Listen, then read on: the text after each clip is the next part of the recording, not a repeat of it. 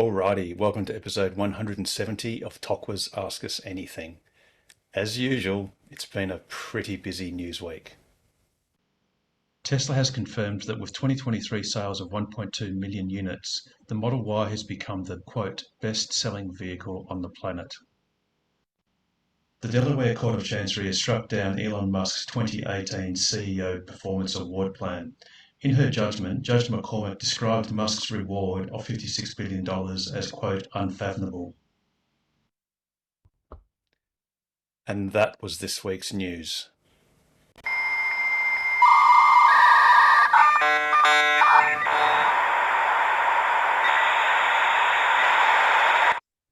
And welcome to another episode of Ask Us Anything. Obviously, there was a lot more other interesting news bits, but they were the main ones that I sort of collected. And I guess I'd have to say that the bombshell is that of the Delaware Chancery Court basically nullifying Elon Musk's 2018 CEO Performance Award, which, yes, was $56 billion. But one thing to note that Tesla's share value, capitalization was approximately $60 billion.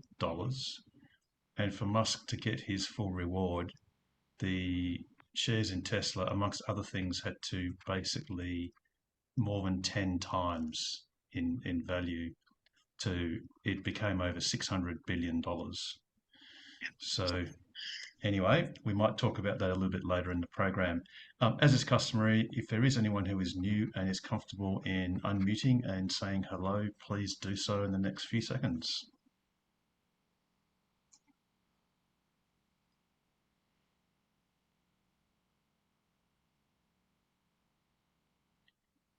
Yeah, hello, my name is Alex. I'm a two-time Tesla owner. I'm on my second Tesla. First one was my Model 3, and now I've got a Model Y long range.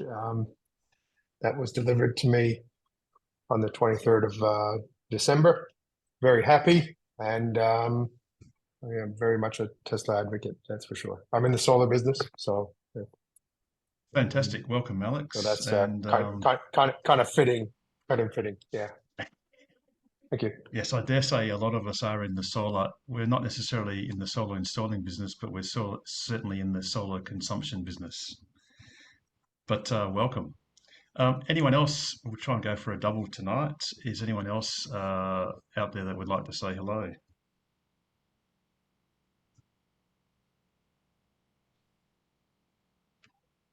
Oh, perhaps later. Okay. Alrighty. So who wants to? I thought I saw Atto Girl in the room. Maybe they've dropped off. No, they're We there. haven't Here we dropped go. off. We're on the edge of a cliff. We better not. We'll stop walking forwards then. Okay, so how are the? Oh, that was a little bit of dodgy internet then. So how are the EV nomads going? we are just about to make camp at the Majura Pass Lookout. Great view, if you ask me. It's awesome view. A little bit dark, I dare say. It's a little bit dark at the minute, but hopefully the sunrise will be pretty good. Yeah, absolutely. Maybe We'll jump on again. We'll jump on and say hi again in a minute. We're just going to set up. Yeah, no worries. Okay, all right. We'll talk to you a bit later. All right. Would anyone like to start us off with a question or a comment? Obviously, there's been a lot of news around.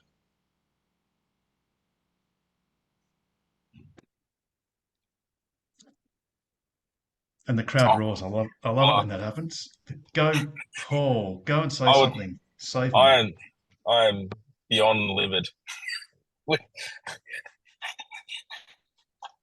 Watching my share price drop and all that sort of stuff. It was that comp package was dual. Everyone was saying it's impossible. There's no way they're ever going to make it. That sort of stuff. He had to do two things for each tranche to actually do it, and he effectively helped. He slept on the factory floor. He's worked 16, 20-hour days for years. He's worked harder than any of the other CEOs, and we all voted as shareholders. It was like over 80% that voted yes for this comp package. That should have been it. Some guy that has 9 shares in the company, which is a hell of a lot less than I do, has actually been able to do this without. It's not democratic. It's beyond ridiculous. It should never have even been heard. It should have been thrown out as a summary. This is ridiculous, and it's sort of like, well, where's the money? Like, like who's backing him? That sort of stuff. It's like we should be looking into the judge to find out what is her motives, because this is the second time she's ruled against Elon about stuff, with the whole Twitter thing, that he had to buy it and that sort of stuff. So she's biased already, and she's waited over a year to actually come up with a judgment, which is beyond ridiculous, So I don't know. Yeah, I think the issue I don't know is how this is impossible. If this question was asked back in 2018 when this outlandish proposal was put forward, that somehow Elon was to be incentivized to take the company to more than 10 times its present valuation.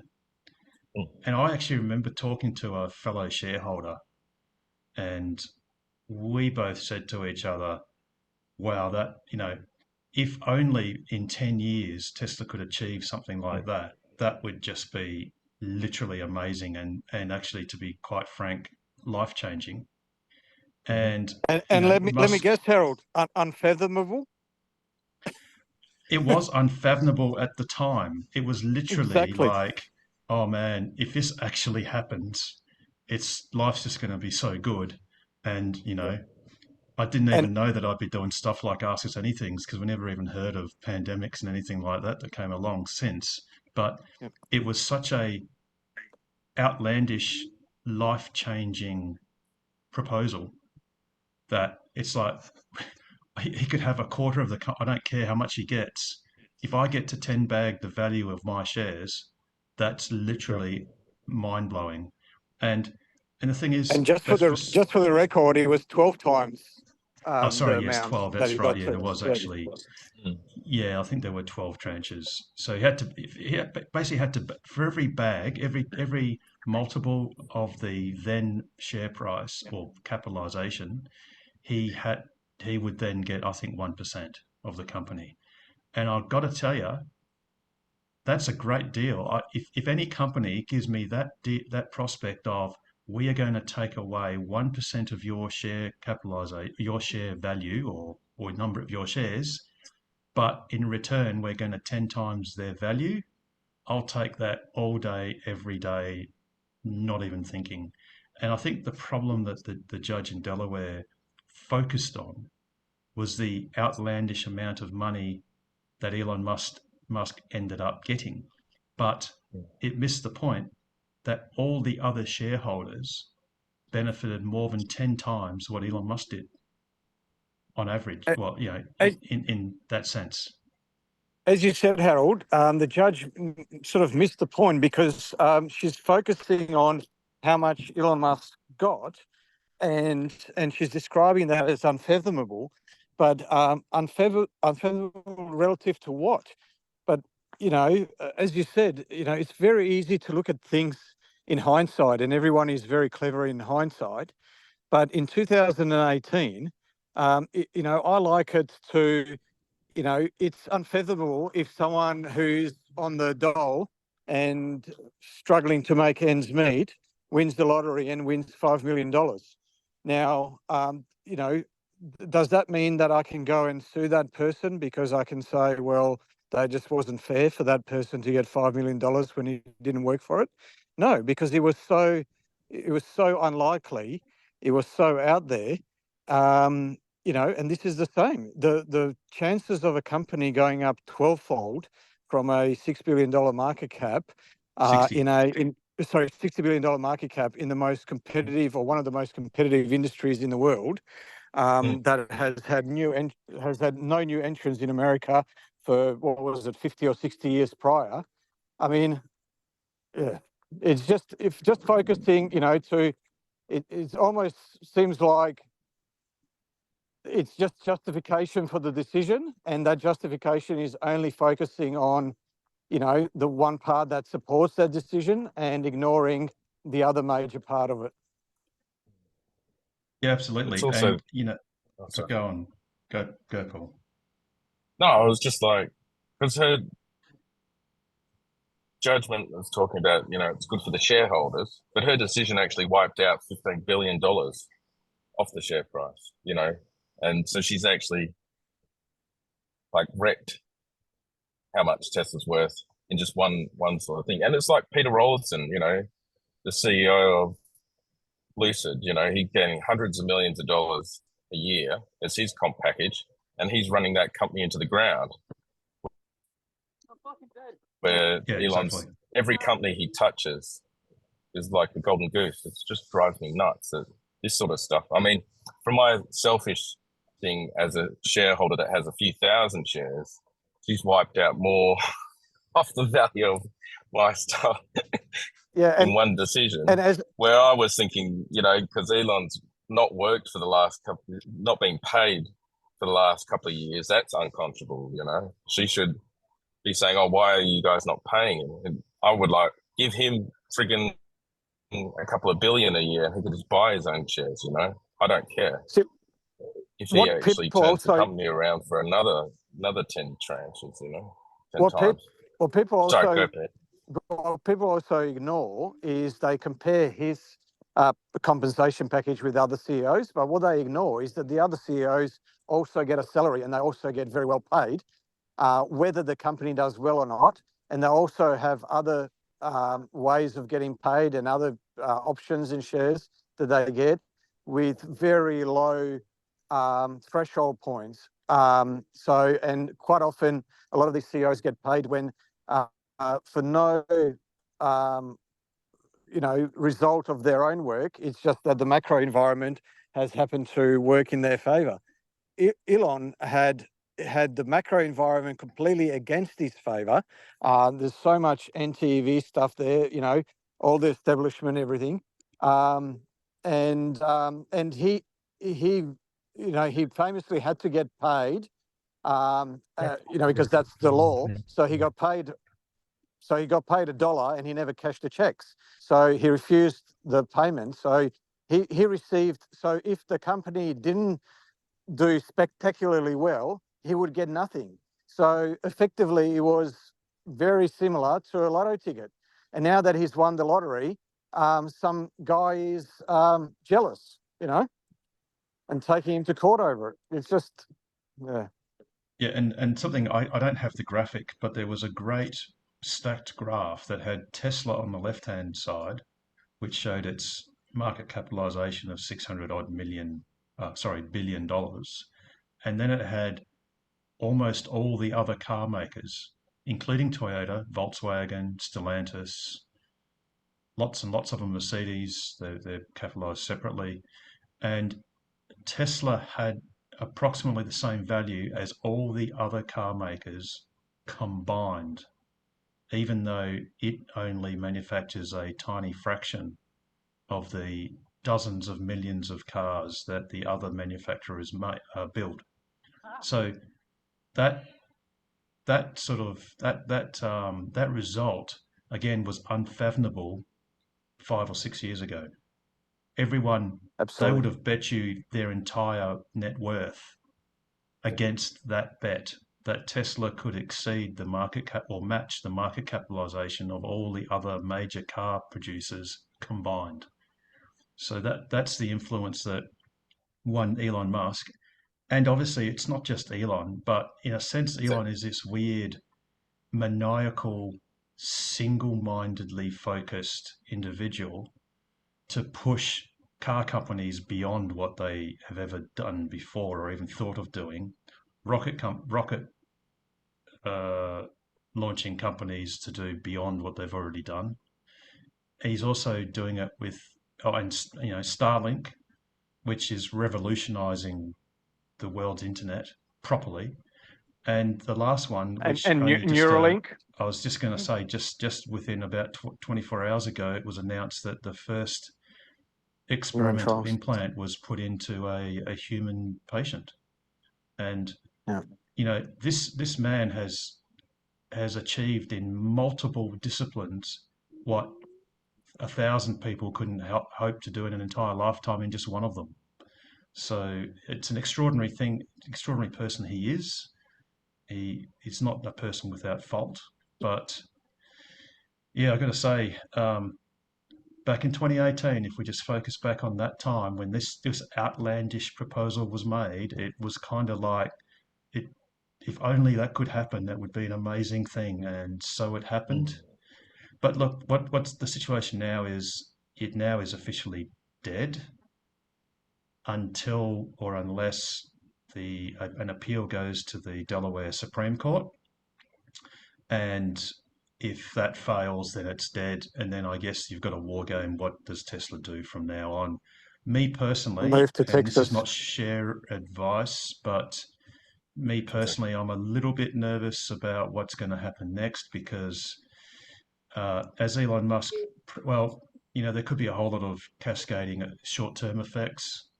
And again, in fact, we might just put this little sound on right here, which is... The previous comments were general in nature and shouldn't be taken as personal professional advice. Listeners should seek their own independent assessment from a qualified advisor and not rely on the general Go on, nature keep on of going. information in this program. Watch the car behind you. But in short, there could be a lot of turmoil. And look, to be honest, in the long term, this is all going to be resolved in one way or another. I thought I heard that, you know, one way that Elon Musk was talking about him wanting to get to a 25% voting position, and that wasn't actually necessarily money in Class A shares. He wanted like a B class share that had voting rights as opposed to actual ownership rights. But then and he wanted that for reasons he explained, which was Watch the car. with 25% holdings, no one would be able to oust him unless they could actually assemble 50% of the shareholder vote to overturn him and any of his allies. And he could block, you know, some weird AI proposal, a little bit like what happened to OpenAI, quite ironically, where OpenAI was formed by him, amongst others. And the intent of that was to be not-for-profit, open source AI as a balancing force to the Googles and others. And then what happened was Elon left it for whatever reason, and now it's gone fully commercial and it's sort of gone rogue in that sense. So he doesn't want that to happen with any AI that he develops under Tesla's umbrella. And he suggested that what would keep him motivated to continue AI with Tesla is for him to have a 25% voting right.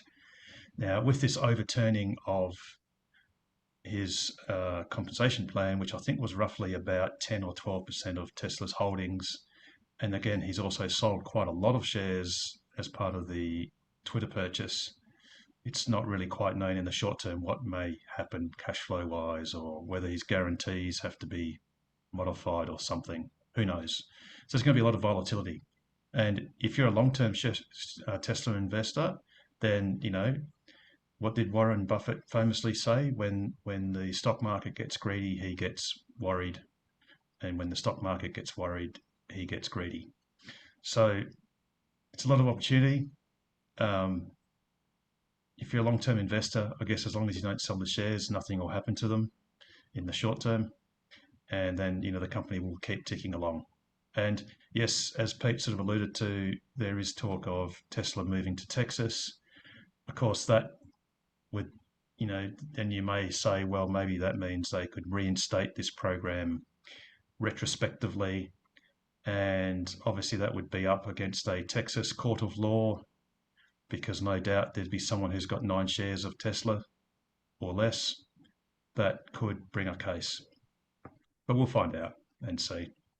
Now, in moving along, in great news, I didn't put it in the news because it's pretty well widely out there that clearly Tesla has fortunately come to a resolution as far as the Highland Model 3 parcel shelf is concerned, and no doubt they are hurriedly retrofitting compliant parcel shelves and or modifying the uncompliant ones to be compliant. And forgive my ignorance, I've not been in Perth for a while. Has anyone actually got any Highlands yet? I presume they have. Maybe not in this room, but in general. I haven't No, heard. no one's heard of anyone that's nothing's on the Facebook. No one said, "Hey, this is my new Highland."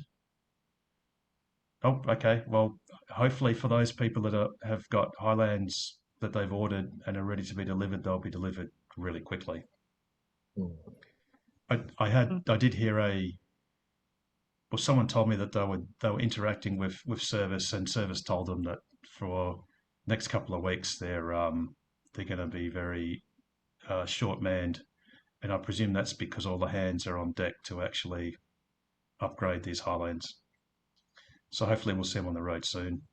Alrighty. Anyone got any questions or comments? Hey, Harold, I've got a couple. Damo, I don't have the comms cable yet. I'll let you know when they are available. No, I've got another one. Okay. What happens with Tesla roadside once your 4-year warranty goes out? Is it like, does it keep going? Do you have to pay a fee for it per year? And also another one, going away. Oh, hang on. Let's just do one at a time. Because All I've got the memory of a budgie.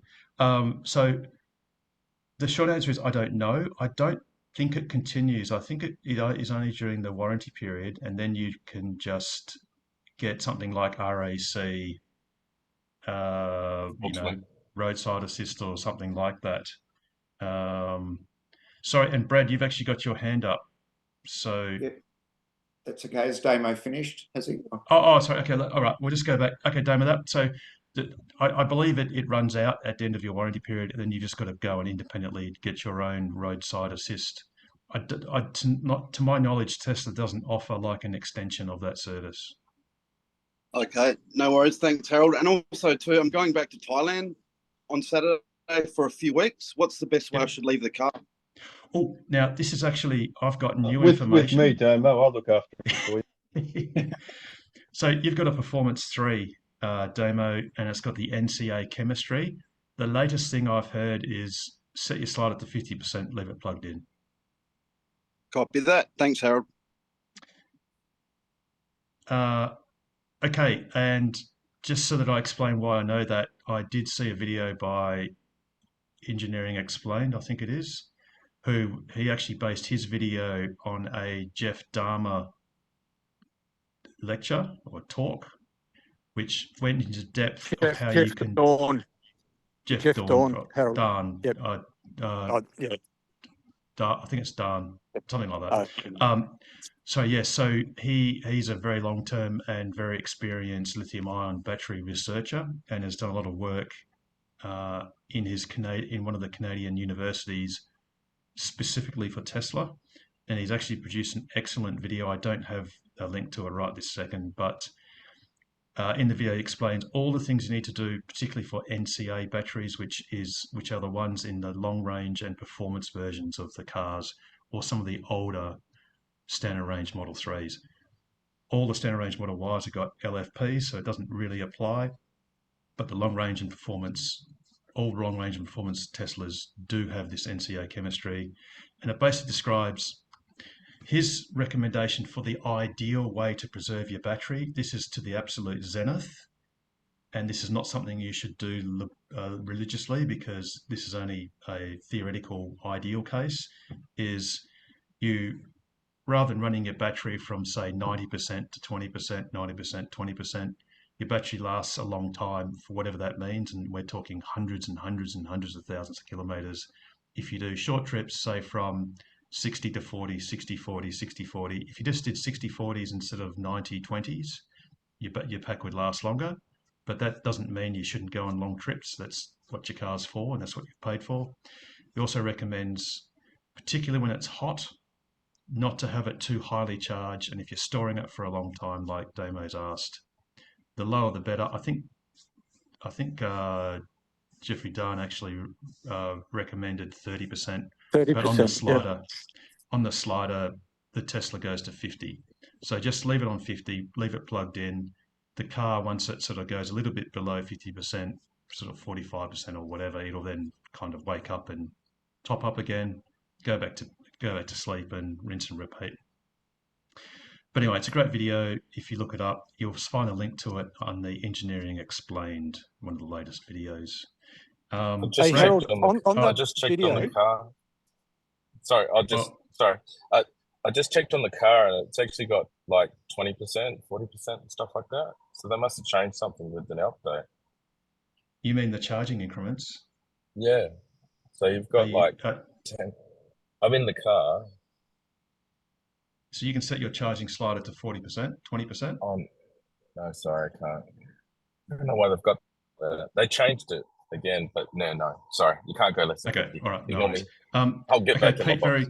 Pete, very quickly, and then we'll go to Brad.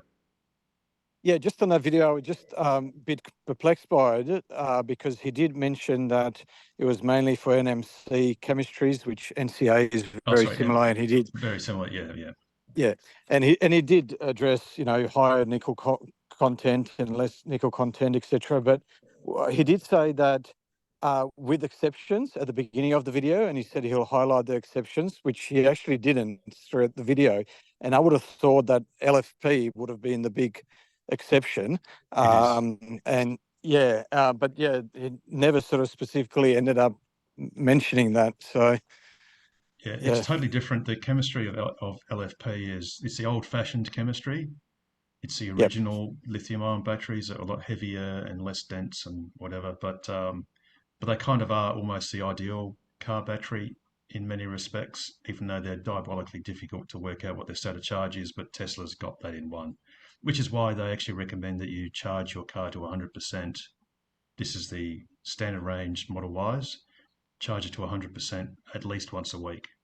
But again, from the horse's mouth, you can charge them to 100% all day, every day. They really don't care, as opposed to the long-range cars.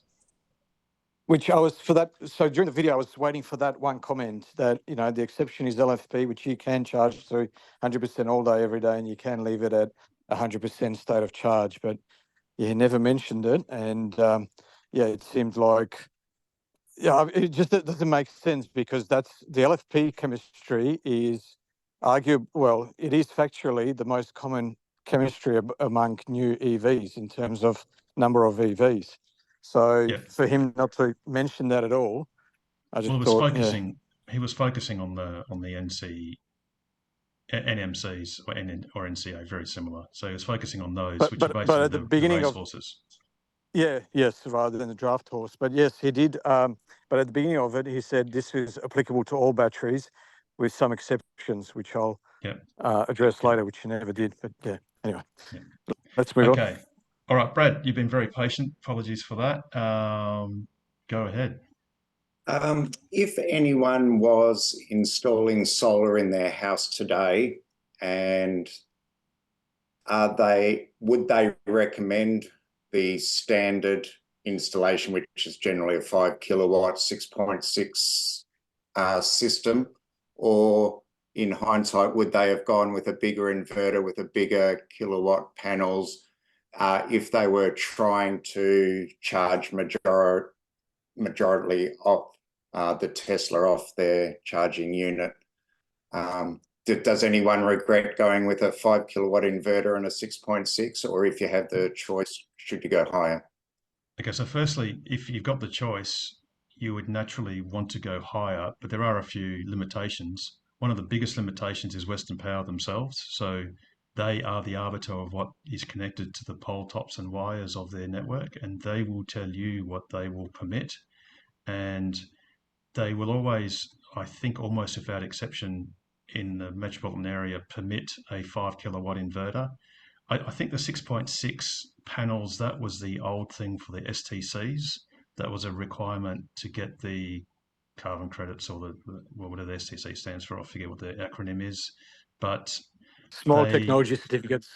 Yep. So you were not allowed to over panel the inverter by more than 30%, which is why you can get 6.6 kilowatts of panels. Actually, some inverters have over panel limits as well. So you can't jam 15 kilowatts of panels onto a 5 kilowatt inverter, or at least not most of the ones that are being made.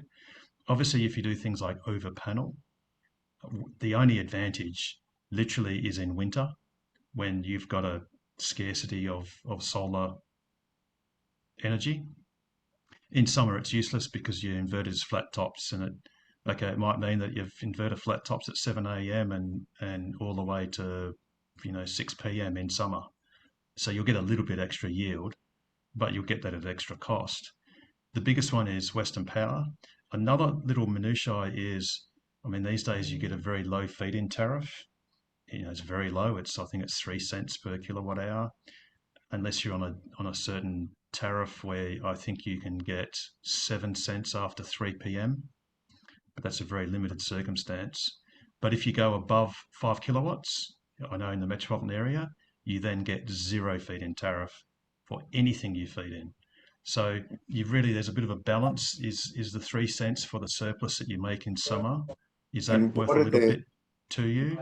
What are their parameters for going with a larger inverter? What do they say that they would allow? They will tell you. They will do an assessment. So they will. I think they generally will agree to a 5 kilowatt system. I think that there might be some very unique limitations if you're in an area that is very much over solar powered. They may even decline that application. Go, Pete. Can I jump in? Western Power has 2 different processes that your application could go through. So one's pretty much an automatic or a automated desktop process. And generally, if your inverter capacity, assuming you've got no batteries and it's just a solar PV system, your application will go through the automatic process or the automated process if your inverter capacity is at 8.2 kilowatts or under.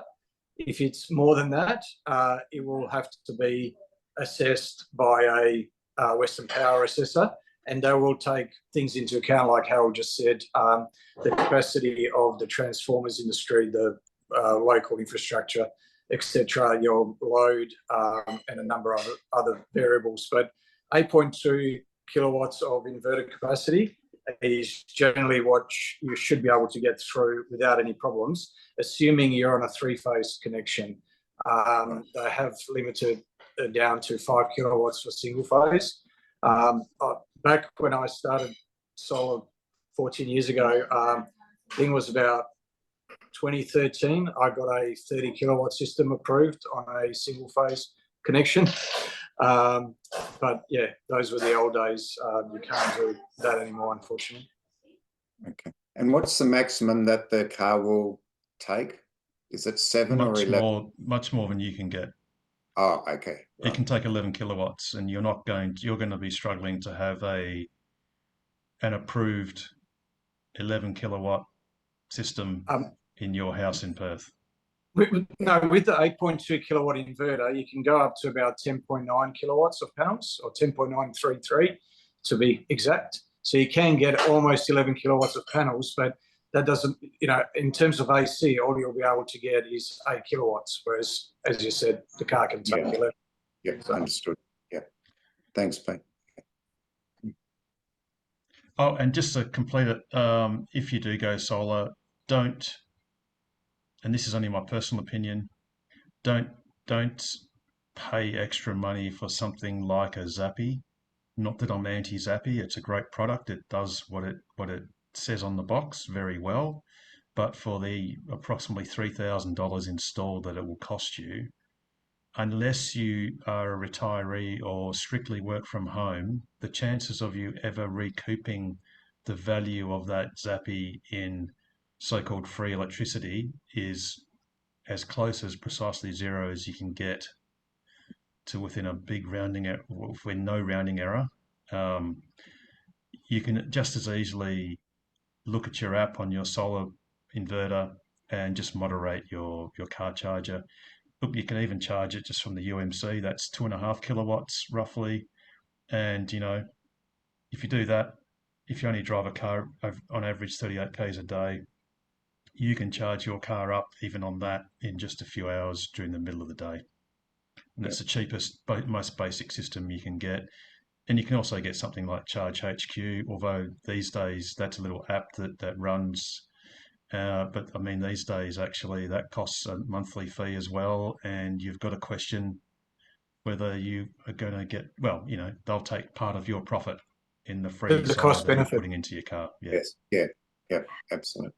In terms of your earlier question, also the best way to go about actually figuring out what is the best system size for your circumstances is to actually take a bill. You'll have 1 of 2 meters, generally speaking. So either Western Power will keep your load data in half-hourly intervals historically, and you should be able to download that through actually Synergy now. So you can, I mean, this is what I do. I download the data. So in half-hourly intervals, it means you're looking at 17,520 odd data points, rather than looking at 6 data points if you just look at 6 bills. And that way you get a much more granular insight into your consumption profile. And then you can overlay a solar output data set over that, and then work out how much your utilization rate would be. And then based on your utilization rate, you can then do some economics and work out, economically speaking, what system size would give you the best bang for your buck. And surprisingly, you know, it's an optimal amount. So if you go too much, you're overcapitalizing and you're not getting, you know, you're overspending for not enough return. If you go the other way, you're undercapitalizing, you're leaving too much on the table. So there is an optimal amount.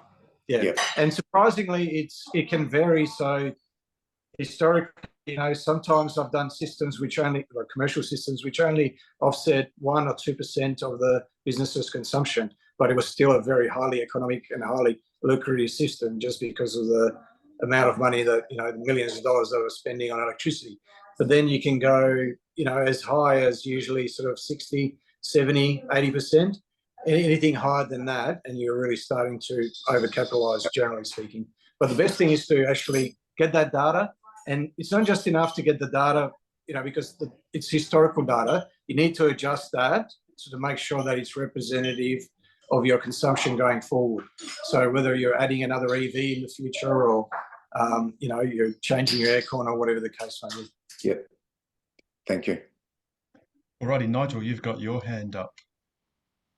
Yeah, my solar is the old 3 kilowatt system, mainly because I got it in 2010, and I've been using Home Assistant to basically do the same thing as Charge HQ and the Zappy to basically allow me to charge straight off the solar. But that's taken a bit of coding and a bit of guesswork to be able to do that. Yep, absolutely. And that's another solution. You can do that if you've got some coding skills. And, you know, I dare say there'll be other app developers that'll bring apps forward, but I think a little bit like Charge HQ, for a while it was entirely free until they established the market. And, you know, now there's a cost. But the other thing you can do too is, if you're a little bit enthusiastic, you know, you've got remote control of your car because you can plug your car into a UMC, that's the portable charger. Even if you're at work, you can log on to your solar system, see how much surplus it's generating, and then you can just turn the car charging on and you can adjust the current up or down. So on a UMC, you can adjust it from 10 amps down to 5 amps. So that's roughly 2.5 kilowatts down to, well, about 1100 watts. So, although of course, I guess if you're at work, your car's probably at work too, but you know what I mean? Like, you can do it remotely or you can do it while you're at home. Obviously, if you know, you don't work from home and you're not retired, then your only real opportunity to absorb that surplus solar in your car is on the weekend. So again, that's why something like a Zappi, you've really got to run your ruler over cost benefit, because if you're a full-time worker and you don't work at home, you've only got 2 days of the week that you're not out and about to charge your car. So there's a few things to think about there. Another consideration is in the US, Tesla, if you've got a Powerwall, they've already brought out this functionality of any excess solar being diverted to the car and recharging the car. So hopefully at some point that's going to come to Australia as well. And I'm not going to say it's free, but if you're looking at getting a Powerwall, or if you've got one already, then yeah, it'll be a no cost feature unless they change something. But yeah, in the US, if you've got a Powerwall, it's just one of the features of what your wall connector can do. Is that a software update? Correct. Yep. Okay. But it's something that's not in Australia yet. Yes. Okay. And obviously, another aspect of solar is whether you want battery storage. But, at this stage, on strict economic terms, it's not economically viable on strict economic terms. But lots of us have it because it's satisfying to do. Well, yeah, it's a very satisfying thing to basically use almost nothing but the sun that shone on your panels. It should have been economic by now. Battery storage, generally speaking, should have been economic by now in a residential situation. But COVID put a spanner in the works, and it's probably delayed that by a good 3 or 4 years. I remember before COVID, I had clients that were installing Powerwalls for under $13,000, all costs included. And then during COVID, it jumped to $20,000. So I've managed to talk every single one of my clients against putting in a Powerwall during that time. Tesla has had 2 price drops already, but it's still somewhere around the sort of $15,000 to $17,000 mark. Pete, I actually had a mate message me yesterday to say that his brother, I think, had a quote of 13 all in. Right. Okay. For a Powerwall. Yeah, I think we're back down there again. Wow, okay. While I've got the mic, I just had a look on the app. So since September 2020, we got our first Powerwall. We've had 92 power interruptions. Oh wow! Yeah. So yeah, I was going to talk about that. Sorry, talk Steve. about economic side, but the backup for the power continuity has been marvelous. 10-hour blackouts in suburban Perth, and you could have a normal life.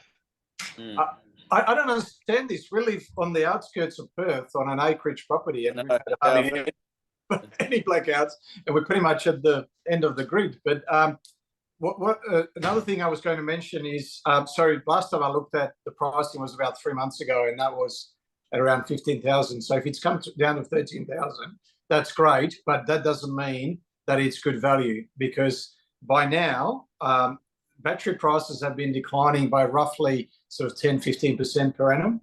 So by now, add those 3 years to that, we should be sort of between $9,000 and $10,000 now. So I still think that even $13,000 now is overpriced, and over the next 6 months to 12 months, they will continue to come down.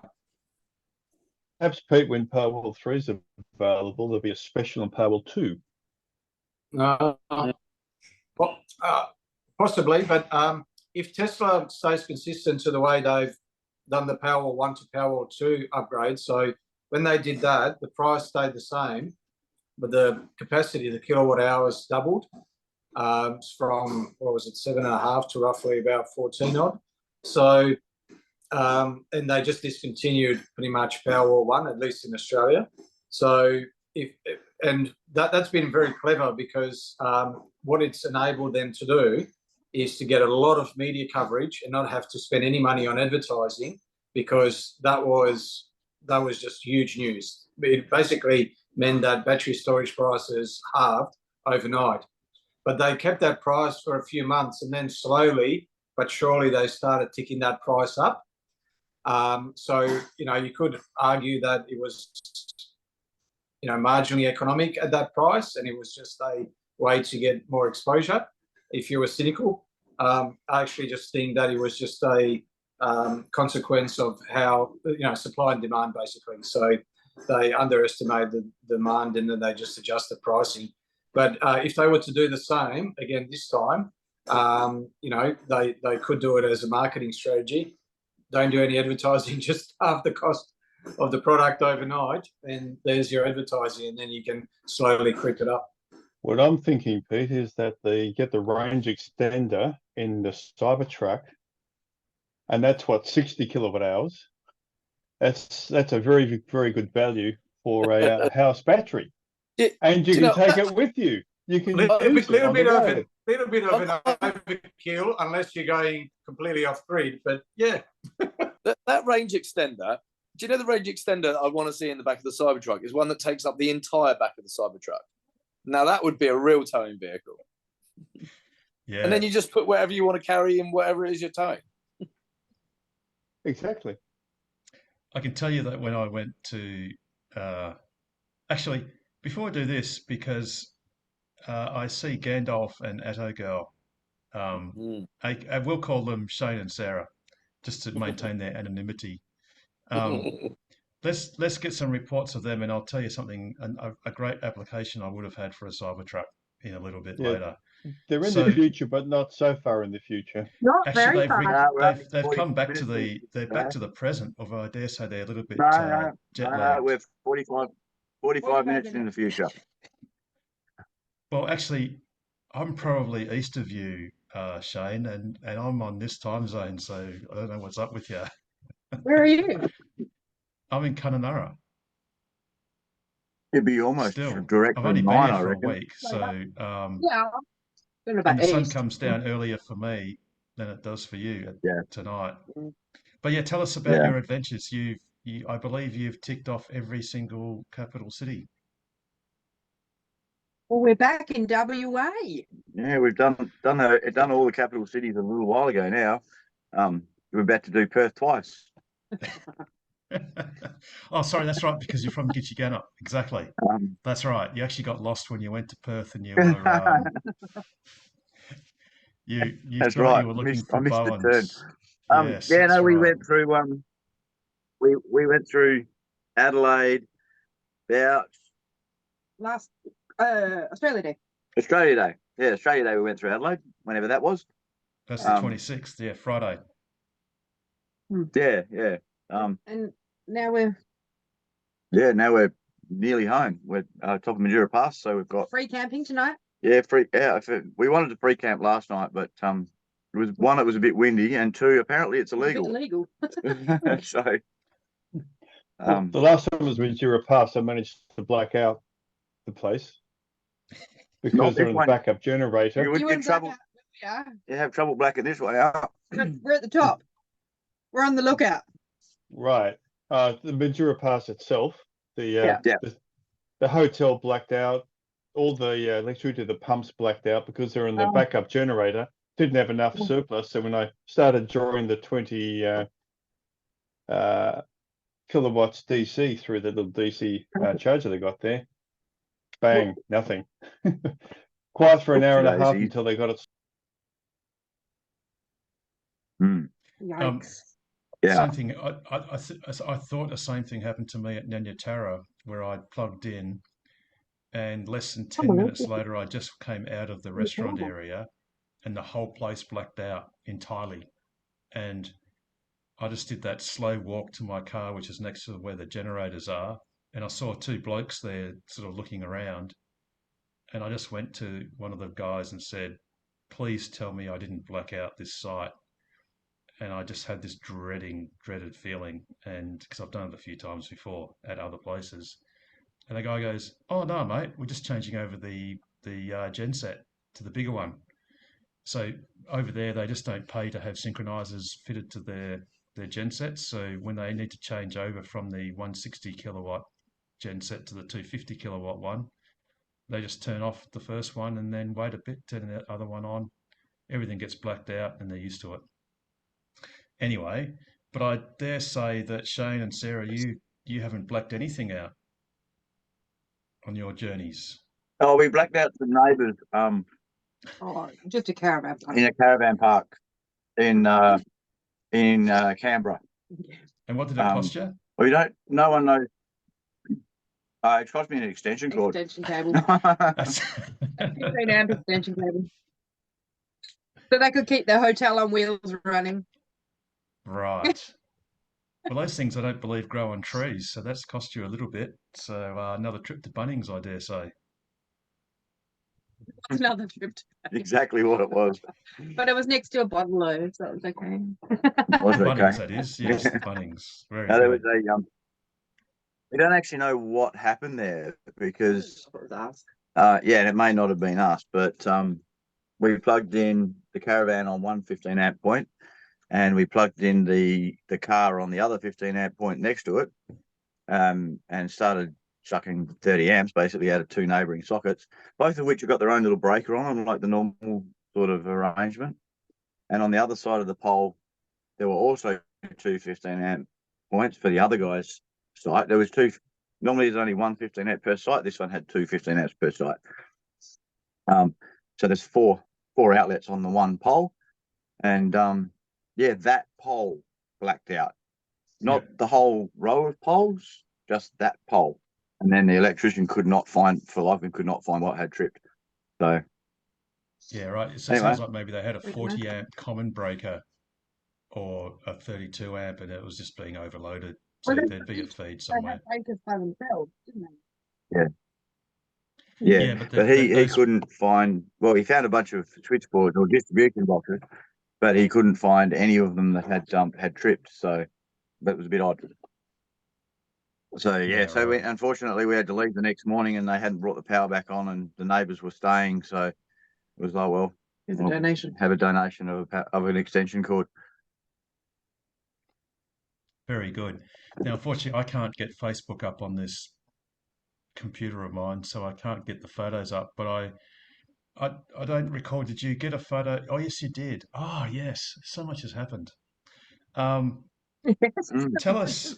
It's been 2 weeks, Harold. It's been 2 weeks, and a lot happens. In fact, I mean, Elon Musk usually plans for a lot to happen in 2 weeks. So look, I know you don't. I know you're modest. You're a modest couple, but I think it's appropriate at this stage to give kudos where kudos is due. So, for anyone that thinks that the resignation of the former Prime Minister of Australia, namely an Honourable Mr. Morrison, might have occurred at a random short time after Shane and Sarah parked their caravan and EV at the front of his electoral office, have no doubt that was what was the last straw that broke Mr. Morrison's back. And well, he never returned my phone call for the photo op. The shame. Well, because you ruined his weekend, guys. They ruined the rest of his political career. That's what they did, because they proved it can be done. That was in. I think he may have had a hand in that himself, but yeah, I'll take credit. I'll take it. Look, I know you're too modest to admit it, but I'm calling it, so that's it. It's what happened. It's undeniable. And the other issue is we cheated. We cheated for how many? 30 kilometers.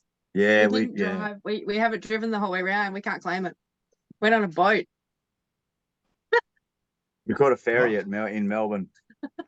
Yeah, but you drove onto it and you drove off. We did drive onto it, and then we drove off of it.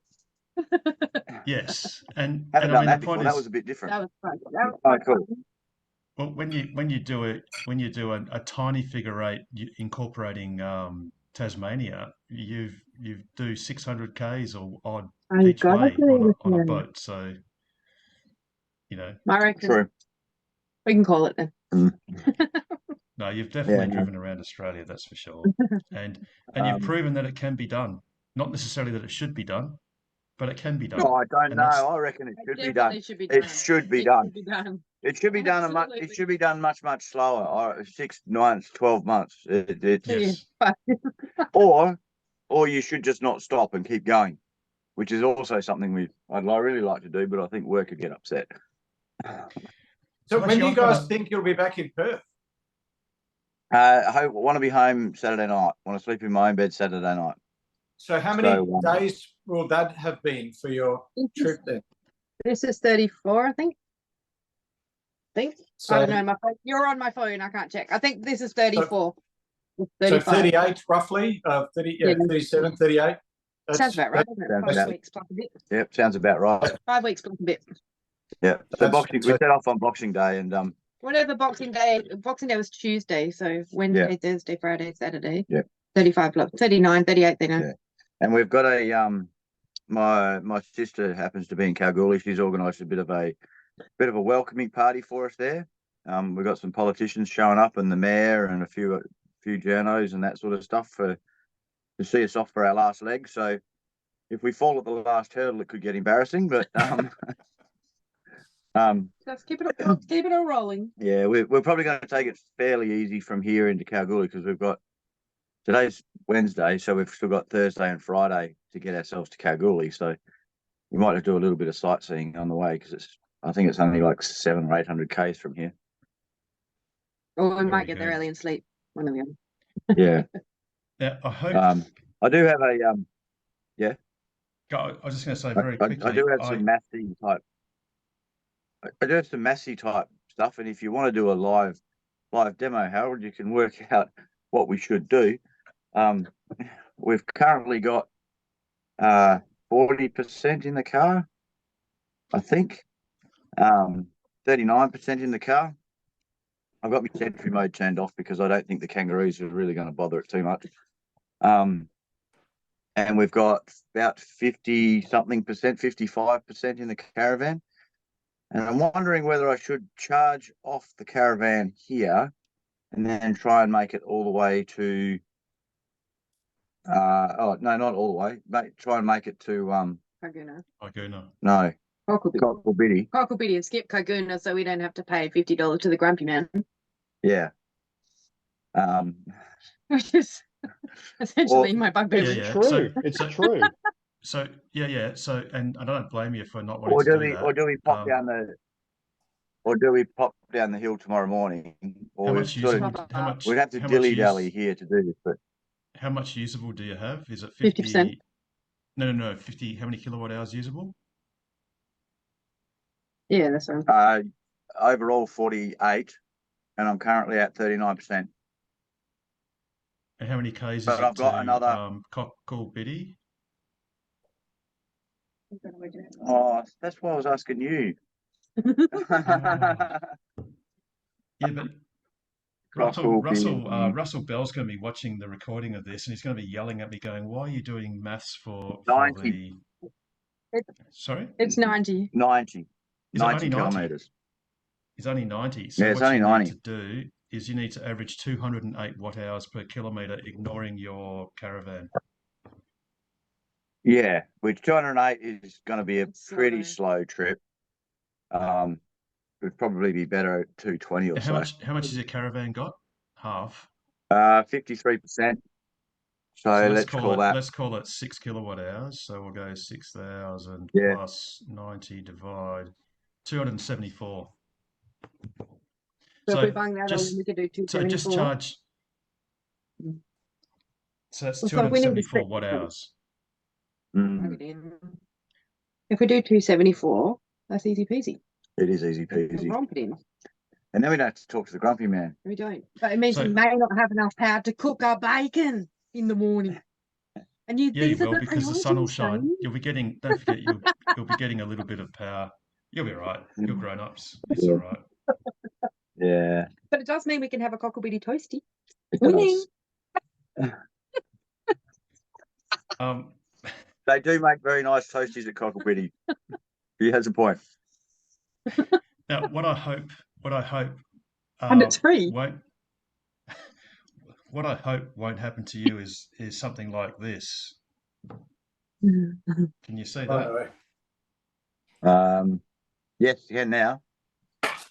Okay. So it looks sort of pretty innocuous.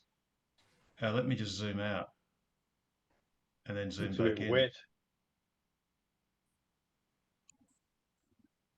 The road stops.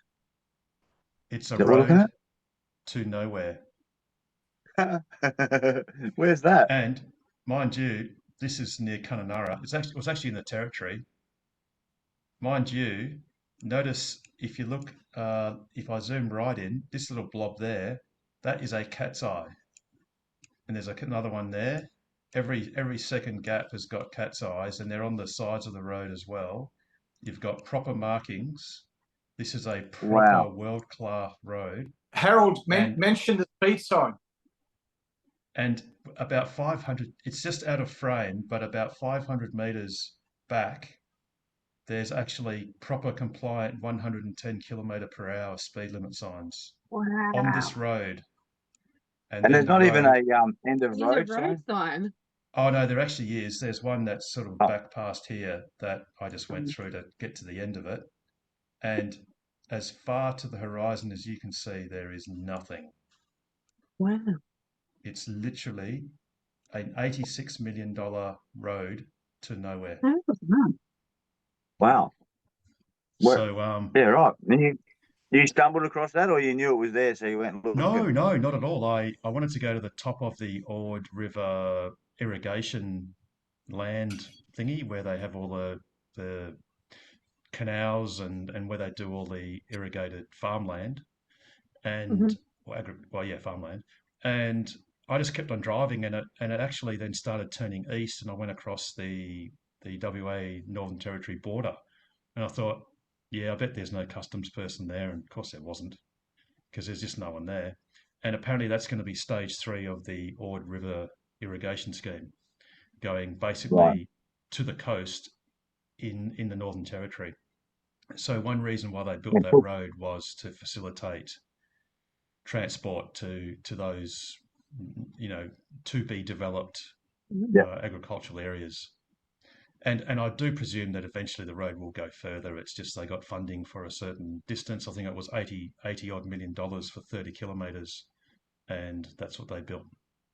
But it's just so funny that right to the point where it stops, it's got cat's eyes, it's got speed limit signs, it's got everything, and Ready to literally go goes nowhere. Ready to go when there's something to go to. Exactly. But And but it's obviously also a metaphor for what I've been doing on my little trip, which is spent quite a few days in Fitzroy Crossing because the Great Northern Highway between Fitzroy Crossing and Halls Creek was closed due to flooding, and the Victoria Highway. Is it still raining? No, and the Victoria Highway is basically shut between Kununurra and Katherine, and probably will be shut for many, many days, if not longer. But anyway, it's all part of the process. Rain, go away.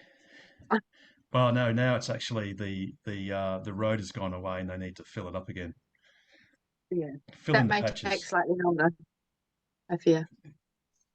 Yeah, exactly. All right, has anyone else got any questions? Cloncurry to Julian Creek is not very much better by the look of it.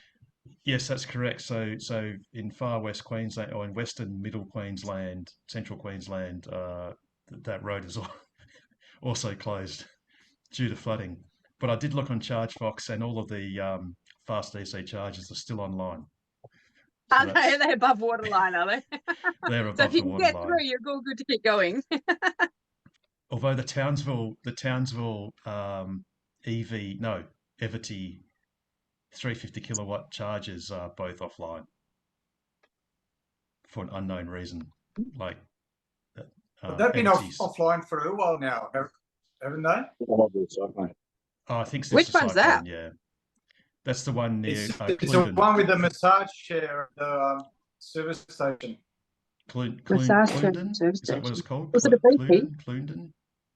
Yeah. Yeah. right at the base of the hill as you go in. Yeah.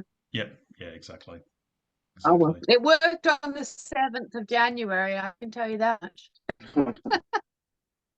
Very good. Very good. Well, that's all I know about it.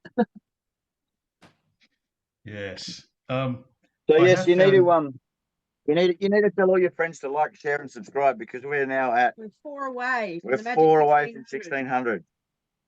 Oh, that's on Attogal's EV Adventures on Facebook. So unfortunately, I can't get Yeah, Facebook that's on the this one. computer, so I can't put it up. But yeah, just search That's a shame. That means you Attogal's. can't show my video either. No, I Is can't. that what you're saying? I can't show No, anything bugger. on Facebook because I can't log into Facebook on this computer. I can log in on X, but you guys don't use X. I'll see if I can. You guys talk amongst yourselves. I'll see if I can figure out how to send you a link to it. No, I because on should be Facebook I able to can't do it open without it. logging in. No, I don't think so because Yeah. Facebook's pretty insistent on that sort of stuff. I can show Oh, you okay. a way of transporting fish in the back of your Model Y, if you like. I was going you to ask how motorways go in water and if there's any electrocution hazard.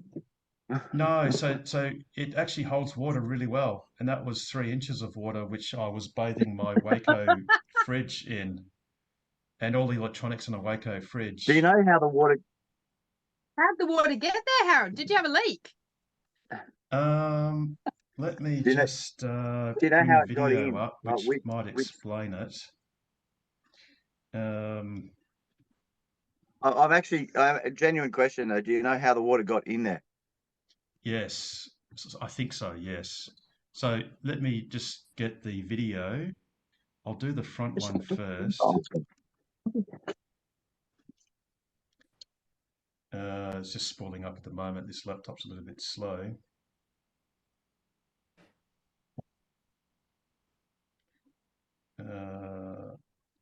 Okay.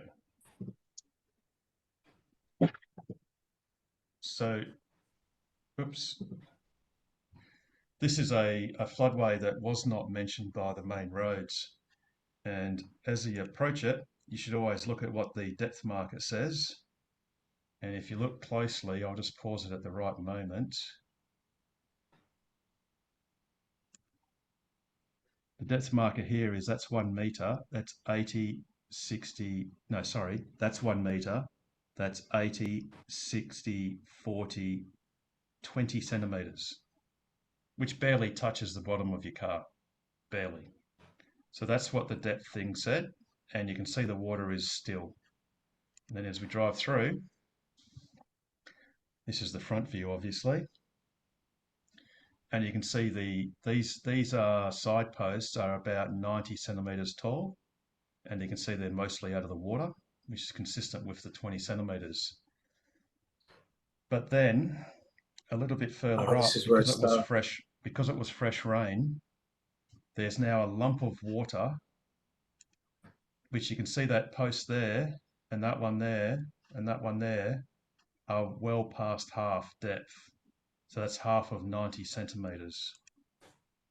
So then what the car did roughly just then was it actually moved about, you can't really see on the video, but it moved between half and 1 meter to the right with the flow because it was very rapid. And then this video is going to cut out in a sec. And let me just go to the next one. Wow, Harold, when you said the water was pretty innocuous at the beginning, it was just still. I mean, that water was glass. Exactly. That was as still as water can get. And then I basically went and I sort of sped out the other end. Now what I'll do is I'll show you, just to show you how severe it was. I'll go to the left repeater. And hopefully this will start in a sec.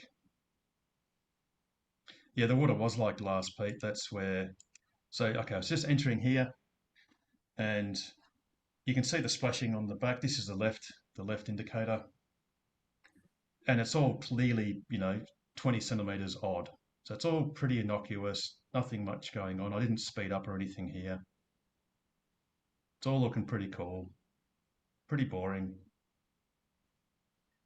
Then it starts getting up a bit.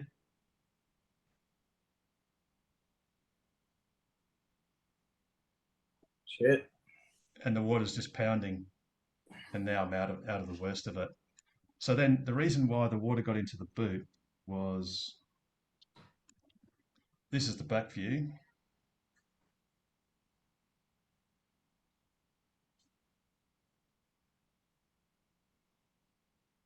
Actually, I think this is the first video. I've got to get, oh no, this is the second video.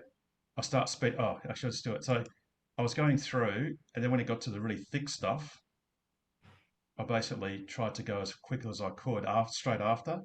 And then what happened right here is that basically there's a flap that is at the back of your battery, and it sort of joins up to the bumper, the rear bumper, and it sort of basically ballooned downwards like a parachute and scooped up water, which was then scooping up a whole ton of water, and it was injecting it into the boot through the seal because it was scooping upwards, and it almost actually pulled the bumper off.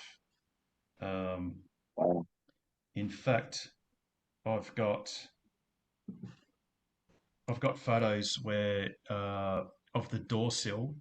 You know that it's a black bit of plastic that lines the underneath of your doors on the actual body part, and that's just a snap-in panel. And because of the thrust, the sidewards thrust of the water from the passenger side towards the driver's side, it actually almost pulled that panel off just like a parachute effect. So yeah, it just goes to show how strong the water can be. But yeah, if ever you go through a floodway, and I know they say you should check, you should walk the thing, but when you see a marker that says 20 centimeters, which is, like I said, it wouldn't, if you opened your door, it's still, totally clear. You just don't expect to have this wall of water in the center of it. But I've certainly learned from that experience. And yeah, I'll modify my behavior next time, if ever there is one. But anyway. Could have been a very different outcome, Harold. Yes, indeed. Lucky, Harold, it wasn't a Hyundai Ioniq and have to replace the battery. Oh, why is that? Is that if it gets wet once, you have to replace it, do you? Well, on Australia Day, Nova was talking about Ioniq. They ran over some rubble, scratched the battery protection plate, took it to the service station, the Hyundai service center, and they said, we've got to replace the battery. That'll be $60,000, thanks. So I did a couple of Google searches, and other people have clarified that, according to Google Internet, at other Hyundai dealerships. So it's like, what? Wow. That's You haven't heard that one, huh? No, no. I've been stuck in the wonderful Kimberley for the last 2 weeks. So this is my 14th day away from home, and on my schedule of driving around Australia, this is day 3. So in fact, at day 3, I'd be at Timber Creek, and I'm 200 and something k's west of it. So no, I haven't been up with all of that stuff in Perth, but that's a bit disappointing. That almost sounds like the dealers are trying to gouge their customers because they can. It sounds like the kind of article that I'd definitely be fact checking before I went passing it along. Doesn't sound right. I don't know. Okay, to unmute and go back. So I'm doing a Google search, and the lead at the top there are 4 videos: 60,000 replace battery, 60,000 replace battery. The battery cost more than Ioniq 5 owner's tale, Hyundai Ioniq 5 battery replacement, and another one News Combinator from 28 December 23. Ionic battery costs 60k. Isn't that near enough Reddit.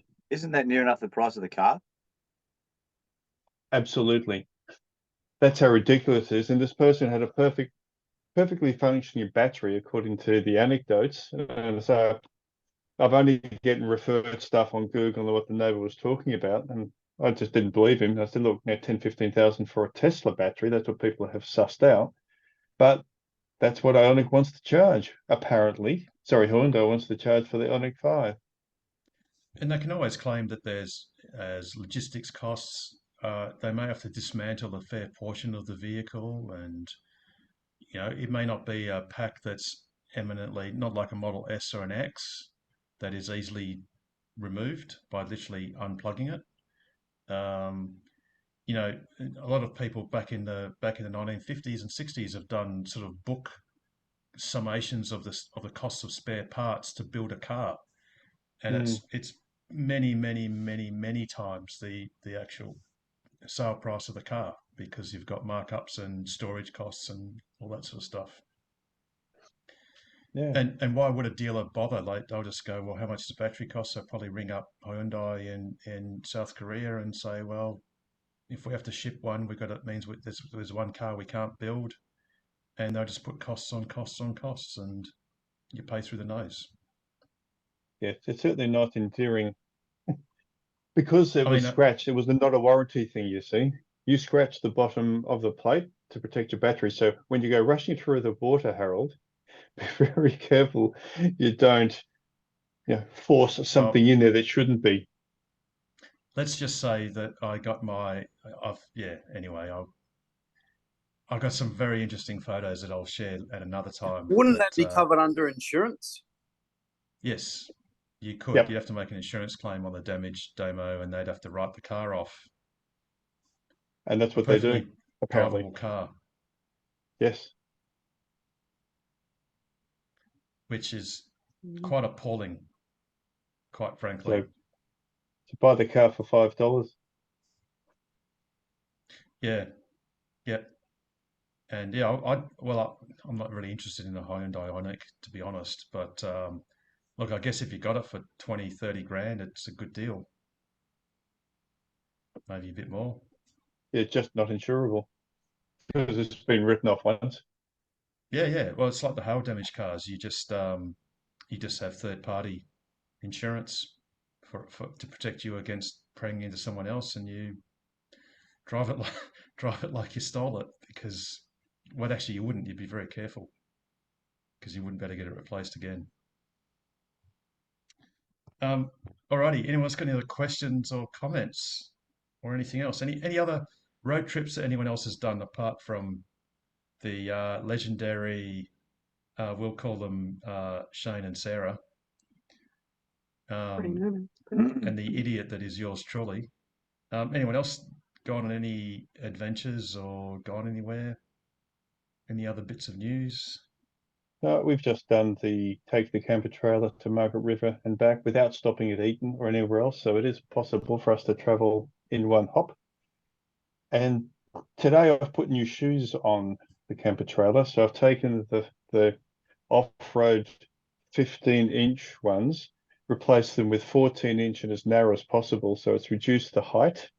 And now I can fit it into the garage, which I couldn't before. So I know that definitely it is now a lower profile. And I'll be interested to see whether the rolling resistance has improved a great deal as well. But this is stuff that, of course, Shane and Sarah have well and truly across. Yeah, did your camper sit, so you're towing that with a Y or a 3?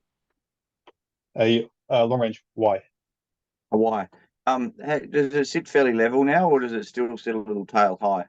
It still sits a little tail high because it has the off-road suspension. We got the one with the aircon because, hey, you guys, you need the aircon in your camper trailer. You definitely need an aircon. It's the adventure pack, which came with the off-road wheels and the heavy-duty suspension, which sits up quite high. So we'll play with that. Yep. So you went with 14-inch wheels. And did you go with 14-inch tires? Sorry, and Yep. wheels. Did you go with the light truck tires or? Yep, they're Falcon Van 01s. Supposed to be a light truck. Okay. And I've gone for a Yeah, steel, yeah. steel wheel because it's cheaper than an alloy. Yep. And that was Fair bit done this cheaper. morning. Yep, including the spare, Yeah, cool. because that's probably a good idea. In fact, now Definitely the a good spare, idea. Although we haven't. Don't jinx I it. found that Don't jinx it. We're not back yet. the spare will fit inside of the storage locker at the front, which is good. Yeah. So on the back of the camper trailer, I'll put the spare for the car. And I'll have my own car space then, because before, when I've driven to Brisbane and Broome, it was sitting in the back, upright in the lower well, and just trying to work around that was a pain, as you guys know. So Steve, have you thought of Yeah, getting yeah, something yeah. Well, like we ended up this? mounting them both on the back of the van. So Steve, have you thought of Yeah, getting we something, saw yours. something like that, and that will readjust your camper height, because you can actually turn this upside down, so then you can actually change the Yeah. height of your ball to level your trailer out. Yeah. The catch with that is that, well, on the aftermarket tow bar that I have fitted to the Model 3, is that the square tube adapter, the 50mm tube adapter thingo, has got a sticker on it that says this is not for towing. So I figured that probably wasn't wise, even though it's probably perfectly fine for towing. If I would have an accident with a thing that's not, in theory, rated for it, that's probably not ideal. Oh, you know, I I mean, don't know for what the Steve, adapter is like. because Steve's Model Y has got the 2-inch receiver, so that would plug straight in, as opposed to having an adapter on the tongue. Yeah, but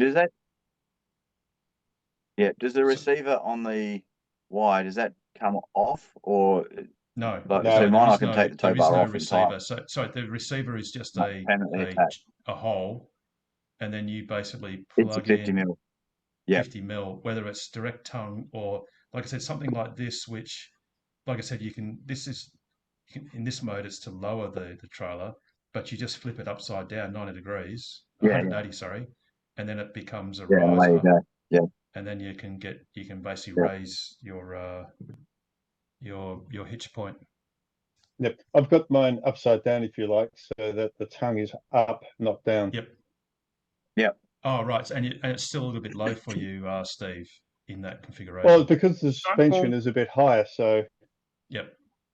Yep, but we're also looking at taking off the front. So it's being an 8. Let me just do that. It sits up like that, if you can see the yes. picture. So driving from that direction, it has a bubble window and a single solar panel. We're going to remove that and put two 200-watt panels across that space, which will have the advantage of actually reducing the height by, I don't know, 10 centimeters or so. It'll make the thing even more streamlined across the top. Yeah. And did you do some before and after numbers? Have you done some before and after numbers? I've just done the tyres today.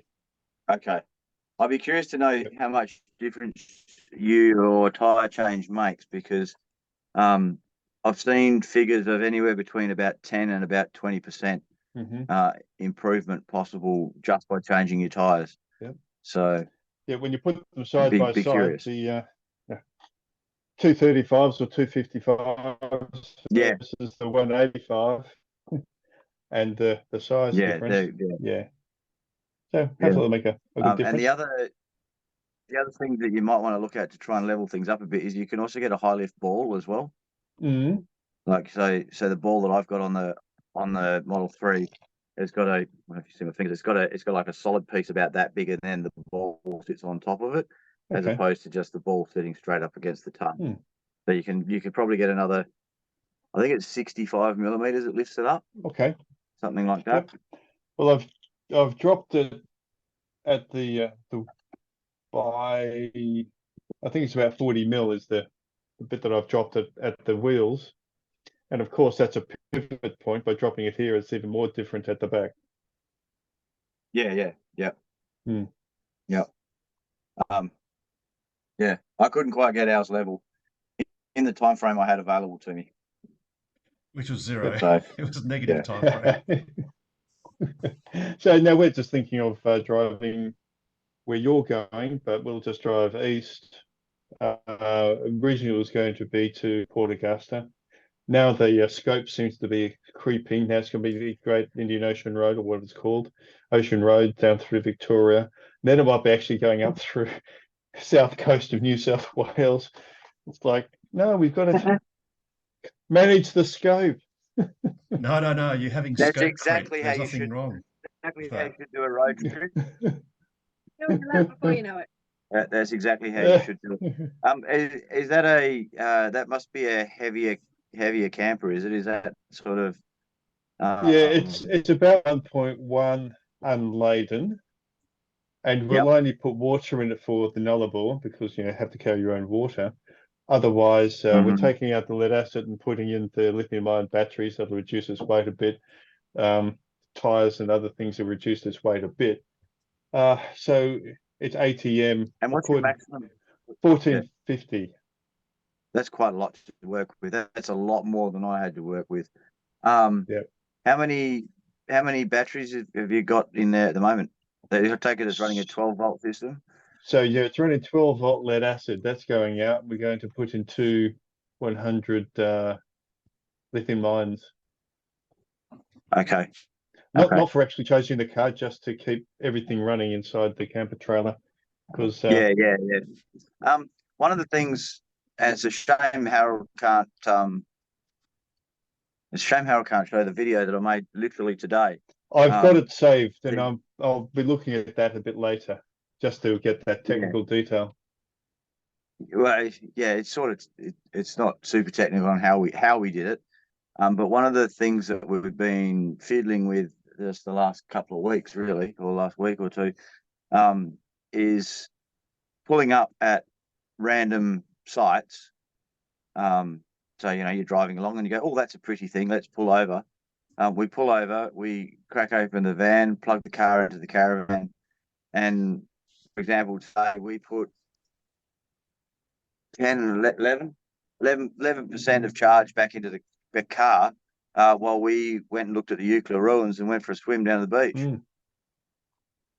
So, and that's just a random car park in the middle of nowhere. So that was actually quite cool. And the other day in Port Lincoln, we did a similar thing. We went to go and have lunch, but Port Lincoln doesn't have. It's got a few AC charge points around, but they're not very conveniently located, and there's no DC there at the moment at all. So we did the same thing. We pulled up into a caravan bay along the foreshore because the RV friendly town type thing, and did the same thing. Plugged the car into the caravan, walked across the road to the cafe where we were having lunch. Come back to the car, and the car had 5 or 10% in it extra. So it's not that we had to charge off the van in those cases. It was just convenient because you stopped. You may as well do something useful. Yeah, exactly. Yeah. Always be charging. Someone told me once, or That's twice. the one. Always bring cables as well. I've got a lot of cables. Yeah, definitely. Streaky Bay. We the DC wouldn't activate and had an issue for some reason or other. So I tried port A once, didn't work. Tried port A again, didn't work. Tried port B, didn't work. Popped open the front, plugged in the AC into the 11 kilowatt, that worked. Jumped on the phone, rang ChargeFox, sat on hold for 5 minutes. Of course. They rebooted it. Then it took 5 minutes for a reboot. There's 10, 15 minutes, but I was charging at 11 kilowatts while I was on hold. So it's a lot less stressful when you're charging and you're sitting on hold. Something's happening. Yeah, no, exactly. As opposed Richard to Chapman. Sorry, Richard Chapman. Can you please just check your phone? Sorry, go, Steve. was just going to say that when I was in Broome a year or two ago, there was spent a lot of time on the phone with ChargeFox because the charge by the tourist centre, which is before the WEV highway, it's crap.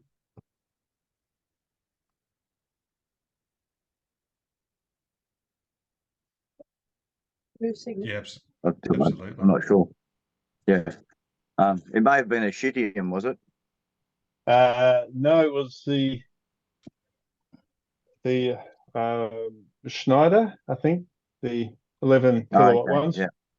And Yeah. you get the green plate to fall down and it doesn't seem to want to work. You got to do things exactly the right way for it to actually work, and they couldn't get it to work, couldn't get it to reboot. That was I ended up charging out at the Horizon Depot that time Yeah, right. in Broome. Yeah. Different now with actually the one thing we've noticed, the RAA charges, I believe they're the same. They're still Chem Powers, the same as the WA network, but they are a nice setup. They're a very nice setup. The posts that you pull up to are quite small and tidy. But the only thing I think they've messed up is, for whatever reason, they put CHAdeMO on wherever they've got more than 2 outlets. They've put a CHAdeMO on. So well, where there's there's so only many Nissan 2, Leafs driving around the country, so they obviously need them. something like that. Yeah. And yeah, the one in Streaky Bay was the only one that we came across that we thought was not well placed.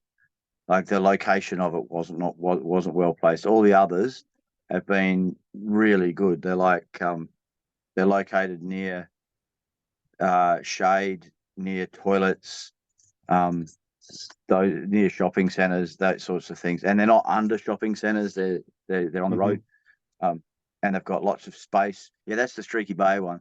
You can turn that into a drive-through. They could have built that as a drive-through, but that's actually the only one that doesn't have the bays marked as EV parking. Only 2, by the way. But And it the gets thing quite is busy that too. yeah, I can see it. That bit would, because it's the entryway to the caravan park. It's the caravan turning. Exactly. But there's nothing there. Whereas back up in town, there's plenty of space. And one that they seem to have missed or decided not to install was the one at Poochera. The publican at Poochera is not well pleased about that, because he was quite keen on it and has been providing charging for a while now. They've been great, that couple. They've been absolutely fantastic to the EV community. So yeah, so we made sure we dropped in on, because you're supposed to let him know. You're supposed to let Jeff know a couple of days in advance before you're coming through. We let him know. Said, "Hey Jeff, we're going to come and see you again." He sent a message back saying that we are not offering that as a service anymore, because there's one in Woodner, and there's one in Streaky Bay, which is why we took that odd route to get there. That is, where's that one? That's Woodner. Woodner, yeah, with the grain silos. Yeah, the Woodner one's in an excellent location. It's got Bakery, toilets. Yeah, actually, here's a point too. I trust everyone here updates PlugShare and checks in and so forth. When you take a photo on PlugShare, what you really should do is take a nice wide shot like that one, so that people can see what's around it, and can you park in there and stuff like that. There's a lot of sites you see, I don't know, someone's MG or something or other with the plug plugged into it, and it's just a photo of the plug plugged into the MG. It's not very helpful. But a nice big wide shot, even a couple of them, is really useful, because then you can look at it and go, well, especially if you're towing something, where can I park? How can I put my caravan to not be in anyone's way? And then, of course, when you arrive at the site, you're driving around and you see the big, I don't know, you see the pine tree and you go, it's over there near that pine tree, and off you go. Yeah, it can be a challenge finding them without good photos. Yeah, that's right. Especially the Like ones back that in Nanatara. I don't know. Yes, The one in yes. Nanatara is easy to find because the pin drop is deadly accurate. Dare I say, thanks to yours truly, because I'm a bit of a pin Nazi. But then, having said that, there are RAA ones and the ChargeFox ones, or should I say the WAV network ones that have been pinned by ChargeFox, aren't necessarily deadly accurate, and you can't move them, you can't edit them. So you are right, Shane. Yeah. Some good photos or some description can help because they're not always exactly where the pin is. Yeah. Nice big wide photos are a good idea, a good thing. Absolutely. Now, speaking of And we wide, happen to big, actually bump into go Shane. sorry, I was going to say that we did actually in Mount Barker, not Mount Barker WA, Mount Barker Adelaide. We actually bumped into Sam, who we were charging away and pulled in a funky way. Again, because the WA, the SA, the way their standard layout it works when they've got 2 charge posts is really good. You can actually pull in there, and we'll block 1 charge post or 1 charger, but there's still 2 available to anyone else. Sam pulled in a Cat, GWM Cat, Aura.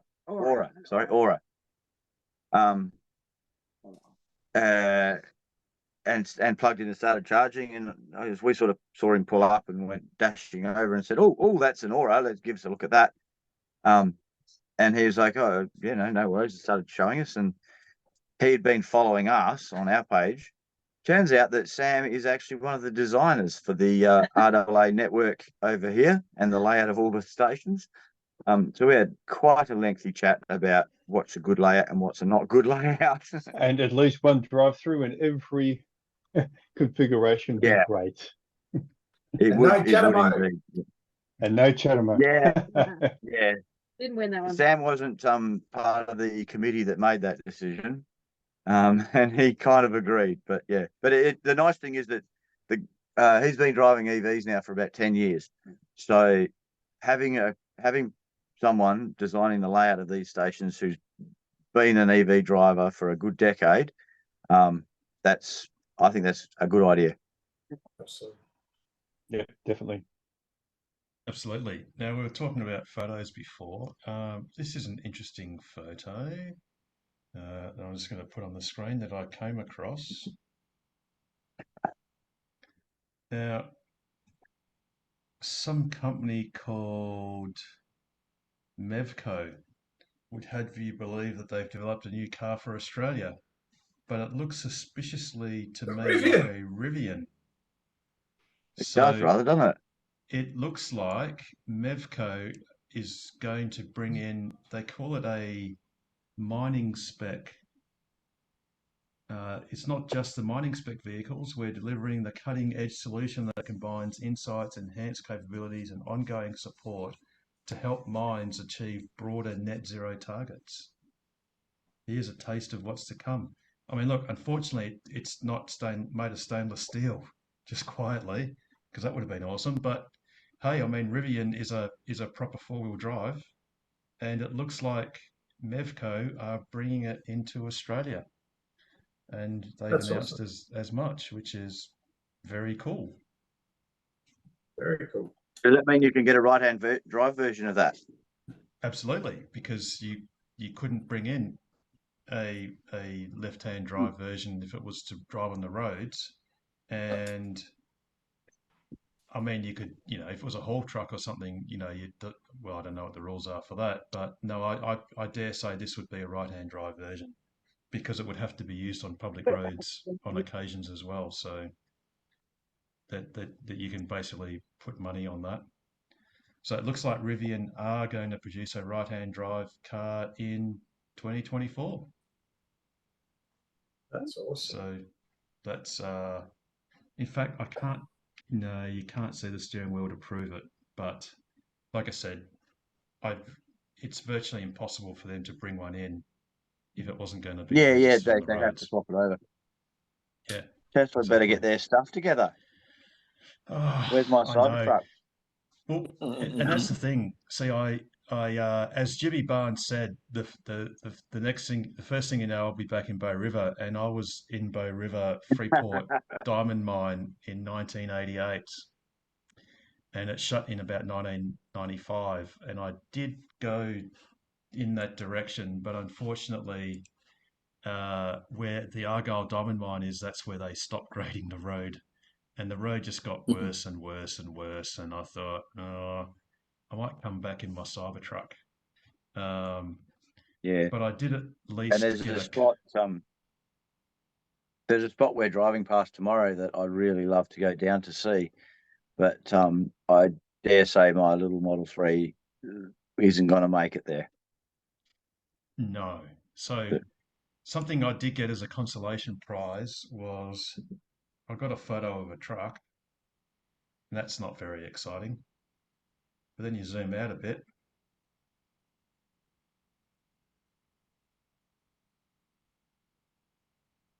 and it's actually the Argyle mine. This is their tailings pile, which has been nicely terraced, and they're now doing their best to basically smooth it all out.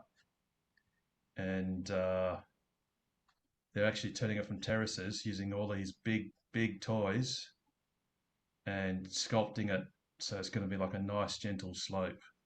Hey, And Harold, have you seen the new Sandvik mining truck, haul truck, and the way it changes out battery packs? no, Damo. No. Pretty cool. Yeah, right. I might have to feature that on next week's or our next episode, whenever that is. Yeah, right. And that's so basically what. So yeah, they sort of like slide in and out or up or whatever into the truck. Pretty much. It's got like how could you put it? You know, like a rubbish truck, how they put the forks on the front and lift the big skip bins. Yep. The system's sort of like that, so it drops a battery down and then picks another one up and puts it in. Yeah, right. That's pretty cool. Takes 5 minutes to do a battery swap on it. Yeah, right. That's very cool. It's just amazing how many, even the big toys are going electric. It's got more efficiency and more power than a diesel one. There's a whole consortium called the Electric Mines Consortium, and that's literally what they do is attempting to, not attempting to, they're electrifying all the heavy machinery used in mining. Well, don't forget, all of the heavy machinery used in mining already is electric, except it's diesel electric. Diesel over electric. Yeah, so, that's right. It's all diesel over electric. Same as the trains. They are all electric trains, albeit their generator is a diesel one. And if you just substitute that for a rather large battery, everything else just works. In fact, it's even better because on a diesel loco, they literally used to have huge radiator banks so they could do regen braking, except they just dissipate it into a radiator bank. And now they can dissipate it back into the battery. So, it's just a win-win. So, there's a surprising amount of equipment that already is inherently electric. It's just that the actual primary power source was fossil fuel generated, and now it doesn't have to be. So, Harold, that thing you showed with the ribbon was MEVCO, wasn't it? MEVCO? Yeah, let me just check that. I've got it still. What? I think it is MEVCO. Sorry, 2 seconds. So I've just been looking at their website, and it's the closest Toyota's going to get to have a BEV, because they are actually retrofitting electric drivetrains into Toyotas. Oh, really? Yes, MEVCO. Yeah, I was looking at it as well. So it's all the Hilux chassis. Yep. But the better thing about this this Mevco offering is 100% from the ground up EV. Yes, And I dare but that say, doesn't appear on their Australian website as an offering. Yeah, that looks like that sounds like someone's doing some marketing with a photo of an EV, and Yep. what they're really doing is swapping out the drivetrain of a bloody Troopy or something. Yeah, no, so this is only a couple of days old, so this is a very recent announcement, and obviously it's customary that websites and all that sort of stuff don't get. I put the link for the battery swap in the chat if you're interested, Harold. Oh, okay.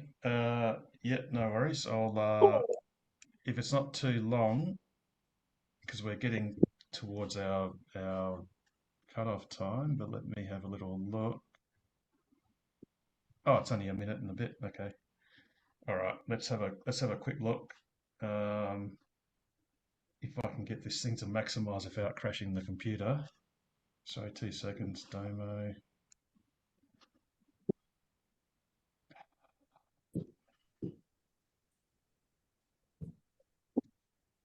Yeah, I know.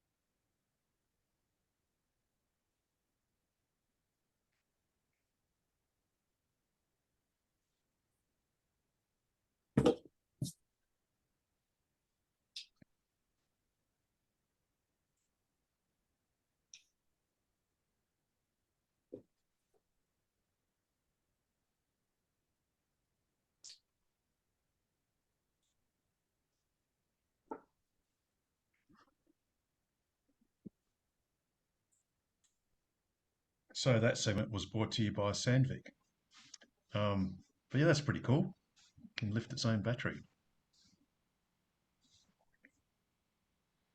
But yeah, so It's quicker to do a battery swap than what it is for a service truck to fill it with diesel. that would probably be very true. And the thing too is, with anything that's battery electric in an underground mine, there are zero emissions. Yep. You know, whereas diesel, at least there's not carbon monoxide emissions, I don't think, but it's just vastly safer operating conditions.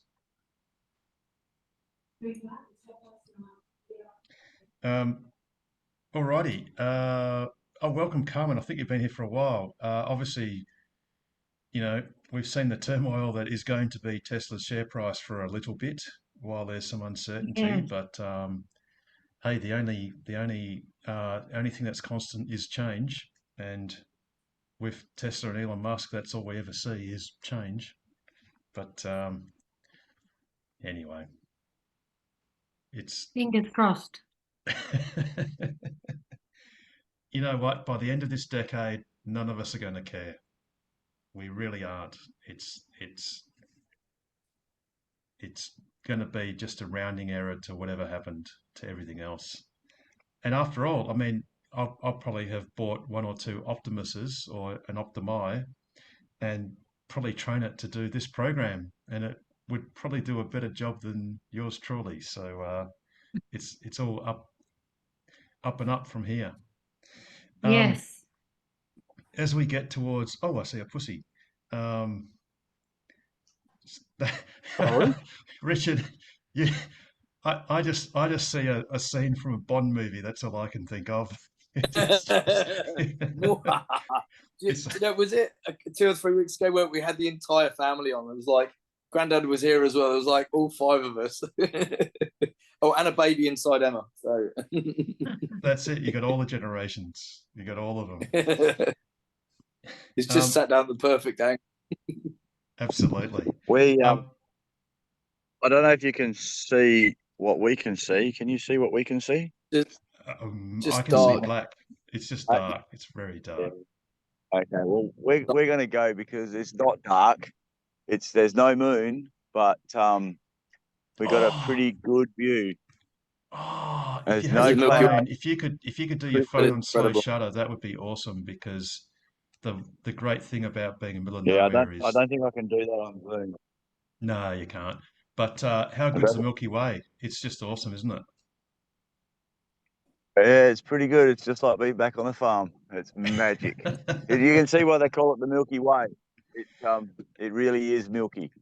It is. It's amazing. You just forget that it's there in Perth. You just don't realise, and it's a magical thing. Yeah.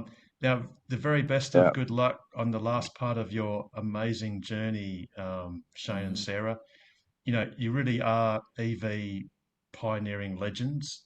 No one else has even attempted a fraction of what you've about to achieve, and you really should be commended for your endeavours in doing it. And it's a wonderful thing to do, and it's going to I inspire tell a you lot of what, people. it's definitely opened a lot of eyes with people that we Oh meet. yes, You get some smart aleck remarks along the way, and we've got a poach coming up, and with some of the answers to some of the questions that some of the dumb questions that people ask us, and we don't really want to get on there and start giving the dumb answers. So if you guys want to take those as inspiration, you're more than welcome. Well, what I'm gonna live on YouTube, dob us all in, is we're going to get together and do a special episode and do a roundup of the whole trip. And if that takes an hour or Okay. two, so be it. Yeah, And we'll that do it sounds like a properly. good idea. We'll take Yeah. our time, Yeah. but we'll do it properly, and we'll have that as a special, just a one on two episode, all about it, about your great achievement, which really is great and needs to be commended. Yeah, and we've definitely inspired lots of people in the process. I've got a road train going past. Sorry, but yeah, we've definitely inspired a whole bunch of people, and a lot of them have like seen us. Like there was one the other day. They saw us leaving the caravan park on the Sunday after the Australia Day weekend, and they were just a normal regular family with a normal regular. They actually had a little mini caravan very similar to ours, just a bit newer, like 20 years newer. And they were dragging around with their regular daily drive, and they said, "Oh, look, we were looking to buy an electric car, but we thought we couldn't tow our little caravan with it." There you go. And they took one look at us and said, "Hang on a minute, maybe we can, maybe this is actually a thing." Told them what the tow rating was on the Model Y, and they went, "Oh, okay." So I'd say they're heading home to do their sums on swapping out their existing car for a Model Y. Brilliant. There you go. That's Legends. That's just one. That's just one. There's been dozens and dozens of them that I really reckon they're going to go and buy an EV as their next car, and that's what it's all about. And Shane, behind those dozen, that probably is another 100 or 200 people that you wouldn't even know about, that have read the articles, that have seen your videos, etc. That you'll never know about, but you've possibly changed their mind, or at least planted a seed that may result in an EV purchase. I hope so. And if I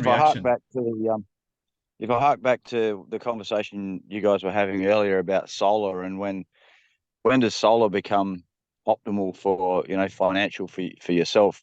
I would say that if you're interested in the solar stuff, you're not interested in it just purely for the financial reasons. And if you put in more solar than what you can use on your place, sure, it might not be perfectly financially viable for you, but you're voting with your wallet that we need to do something, and you're paying for the bloke next door, or you're offsetting a whole bunch of diesel engines to run, or gas engines to run his house. Yep. So absolutely. I've never quite understood it's got to be financially. You do something just for financial reasons. I don't think anybody ever does something just for financial reasons. On that, like, it cost 45 grand to do our solar, 2 power walls, and the heat pump, and everyone's like, "Oh, what's your payback?" And then I'm like, "It cost 45 grand to do our laundry renovation." Yeah. No one ever what your payback What's your is on that. payback on your laundry renovation? Yeah, Never. exactly. Exactly. All right, it's very rapidly. Anyway. Sorry, Shane, we've got to Yep, start very good. wrapping this thing up very rapidly. But thank you, the two of you, Shane and Sarah, for inspiring many of us and many, many, many, many others who are not in the ecosystem, and they are the people that count. So thank you for doing that.